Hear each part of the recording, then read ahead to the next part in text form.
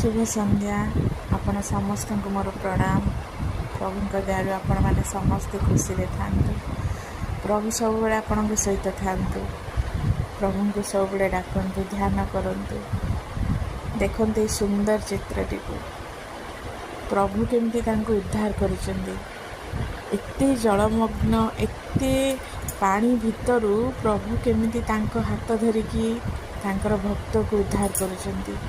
तार हाथ को जाबुड़ी धरिचंती आ कहउचंती तू व्यस्त होना मु अच्छी। आ भगवान जो आपणक हाथ धरिथिबे सेठी आपणकर जेते बड़ विपद आसु किछि हेबनी। प्रभु ही आपणक रक्षा करिवे। प्रभु सहित एमती भाव रखंतु जेमती प्रभु भी आपन को खोजिए। जेमती आपण दुख कष्ट खुशी एमती समय आप भगवान को प्रार्थना कर मागुंट भगवान सेटा शुणुंट सेमती आपणकर असुविधा समय आपड़ जदि प्रत्येक दिन ध्यान रे थे निश्चिंत से आसिक छिड़ा हे। प्रथमे सर्वप्रथमे प्रभु ही आसवे आ ही आपन को साहाय्य करेंगे।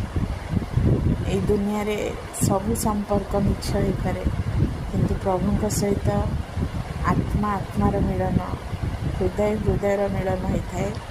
आ प्रभु सब बेले आपणकर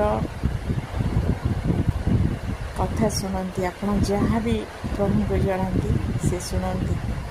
आपण भावती प्रभु किसी शुणुना मु जहाँ मागुची मत दौना प्रभु देवे। से समय आपणकर आसब जो प्रभु देवे बहुत भल जिनस देवे जोटा आपण योग्य देवे।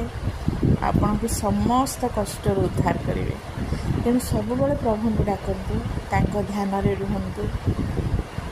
ये सुंदर जीवन आपण तांकरी पाई आपण को भगवान जहाँ पठे जो काम पठे से काम को आप भल भाव करंतु। कहा कथा किसी चिंता करंतुनी। सबकिछि प्रभु ऊपर छाड़ी दियंतु। आपणकर जेते चिंता अच्छी मनरे सबू तांको दे दियंतु। आपण निश्चिंत रे बसंतु, तांको ध्यान करंतु।